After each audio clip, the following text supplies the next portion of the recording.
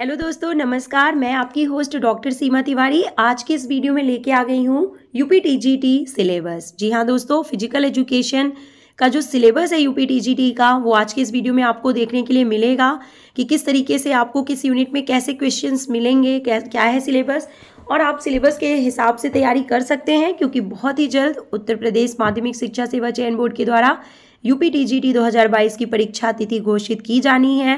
तो चलिए आज की इस वीडियो में हम आपको बताते हैं detail syllabus of UP TGT 2022 physical education.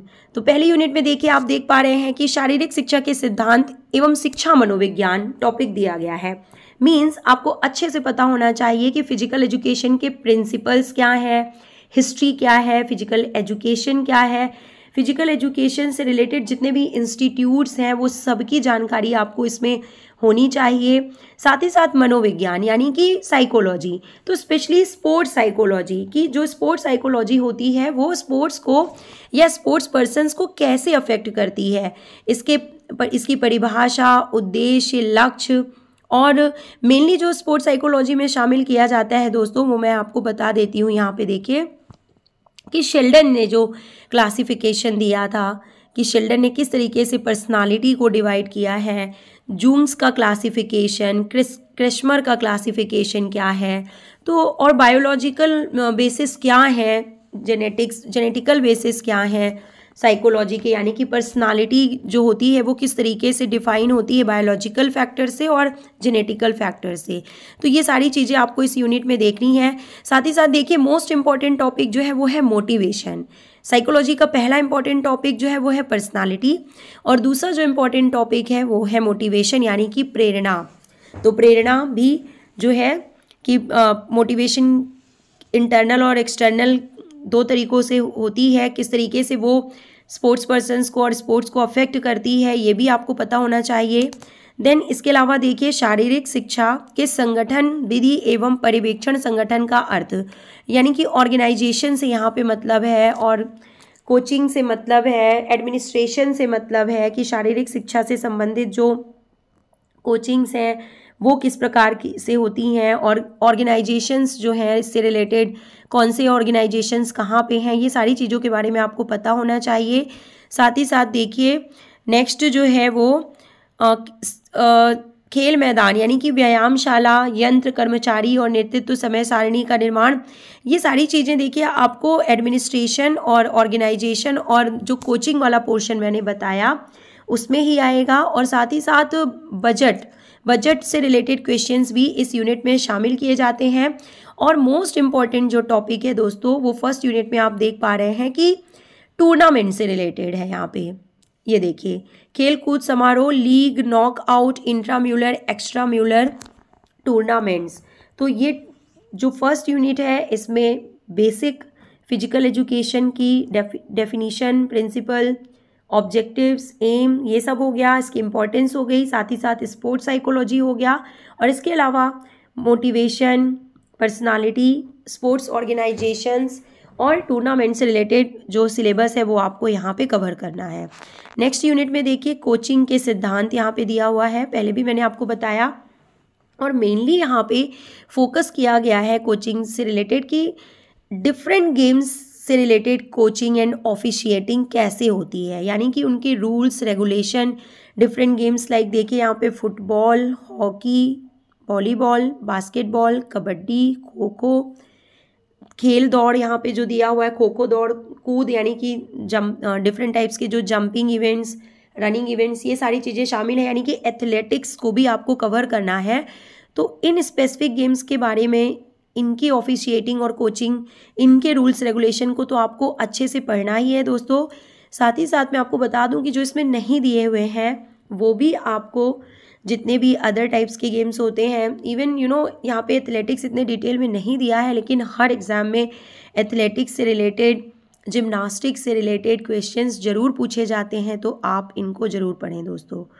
Next देखिए क्या है यहाँ पे, नेक्स्ट शरीर संरचना का व्यायाम, यानी मेनली यहाँ पे बॉडी कंपोजिशन या बॉडी स्ट्रक्चर या फिजियोलॉजी एंड एनाटॉमी के बारे में बात की जा रही है। सभी को पता है कि जो खेल है वो पूरे तरीके से हमारे बॉडी स्ट्रक्चर से, हमारे शरीर की रचना से, इसकी बनावट से और हमारे शरीर की फिजियोलॉजी से अफेक्ट होता है। क्यों? क्योंकि जिस तरीके से हमारे बॉडी के ऑर्गन एंड ऑर्गन सिस्टम्स काम करते हैं उसी तरीके से हमारी जो होती है स्पोर्ट्स में परफॉर्मेंस होती है। तो मेनली ये जो पार्ट है ये आपका फिजियोलॉजी यहाँ पे और एनाटॉमी कवर करेगा, यानी कि physiology relating to all systems like circulatory system, muscular system, respiratory system, nervous system, ये सारे सिस्टम्स हो गए आपके। और इसके अलावा एनाटॉमी मीन्स की जो रचना होती है, यानी कि study of the structure of the different body parts, यानी कि बोन्स, मसल्स के टाइप, ये सारी चीज़ें भी आपको यहाँ पे कवर करनी है।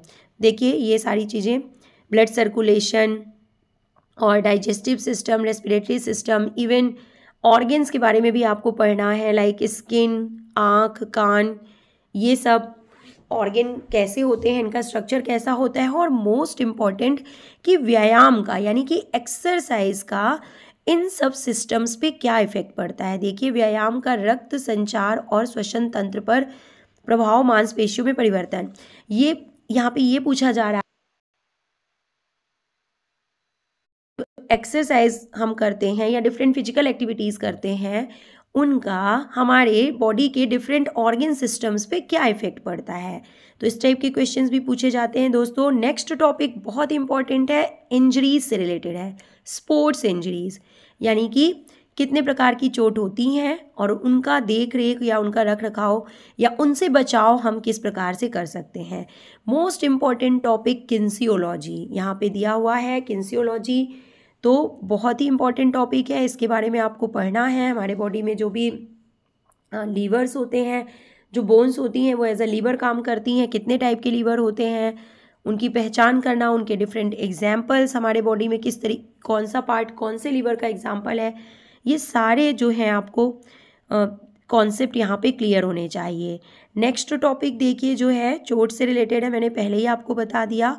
और मनोरंजन के लिए कैंप लगाना, ये भी यहाँ पे इम्पॉर्टेंट है। पर इससे पहले एक और इम्पॉर्टेंट टॉपिक जो कि है वो है डिजीज़ेज़, यानी कि जो डिजीज़ेज़ होते हैं वो किस तरीके, कम्युनिकेबल डिजीज़ेज़ से रिलेटेड, नॉन कम्युनिकेबल डिजीज़ेज़ से रिलेटेड, डिजीज़ेज़ के कारण क्या होते हैं, वो किस तरीके से हमें अफेक्ट करते हैं, उनके सिम्टम्स क्या हैं, उनका सोल्यूशन, उनका जो, उनसे हम कैसे बच सकते हैं, ये सारी चीज़ें आपको पता होनी चाहिए। इंपॉर्टेंट टॉपिक है। डिफरेंट माइक्रो ऑर्गेनिजम्स वो कौन से डिजीज़ कॉज करते हैं, ये तो बेसिक आपको पता होना चाहिए। और लास्ट टॉपिक जो यहाँ पे है दोस्तों वो है मनोरंजन या कैंप। तो मनोरंजन के लिए कैंप लगाना, इसमें आपका मनोरंजन की परिभाषा और कैंप क्या है, कैंप के प्रकार क्या हैं, ये सारे टॉपिक जो हैं यहाँ पे इम्पॉर्टेंट हैं।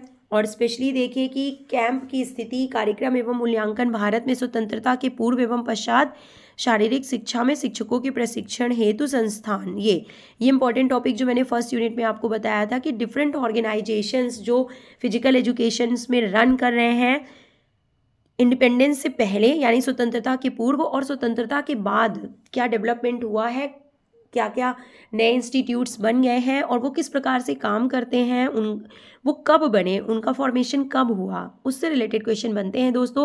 और लास्ट इम्पॉर्टेंट टॉपिक जो है वो खेलकूद में पुरस्कार, हर तरह के अवार्ड्स की जानकारी आपको होनी चाहिए रिलेटेड टू स्पोर्ट्स।